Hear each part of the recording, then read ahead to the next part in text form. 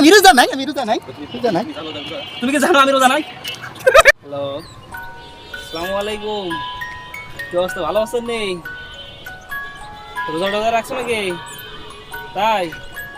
ও আচ্ছা আচ্ছা, ঠিক আছে। আচ্ছা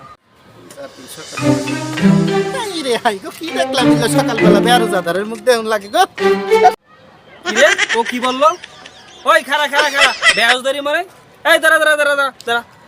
সকাল সকাল বেরোজাদারের মুখ দেখে হারে রোজাটাই আমার নষ্ট হয়ে গেল।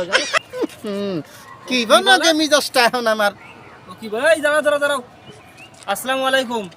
দেখে তো মনে হচ্ছে মুরব্বি, কিন্তু এমন করতেছেন কেন আমাকে দেখি? আমি কি রোজাদার না? রোজারা হয় সকাল সকাল তুমি মুখ টুক দেখে হারে রোজাই আমার নষ্ট হয়ে গেল গা। কি বলো আমি রোজা নাই? কি বা মানুষ রোজা না রাখে একজন রোজাদার মানুষ না, আমি রোজা নাই। আপনি কি জানেন আমি রোজা নাই? কি বা রোজাদার মানুষের গায়ে এই তোমার চেহারা দেখলে তুমি জানো, তুমি জানো রোজাদার মানুষ। আপনি মুরব্বি মানুষ, সামনে আক্কেল বোধ নাই। রোজাদার মানুষ খালি সামনে দিয়া ঘুরে বুক ফুলাইয়া ঘুরে রোজাদার মানুষ রোজা রয়েছে, আমি একটা রোজাদার মানুষের সামনে খালি ঘুরে রোজা রাখি নাই। তুমি কি বলছো?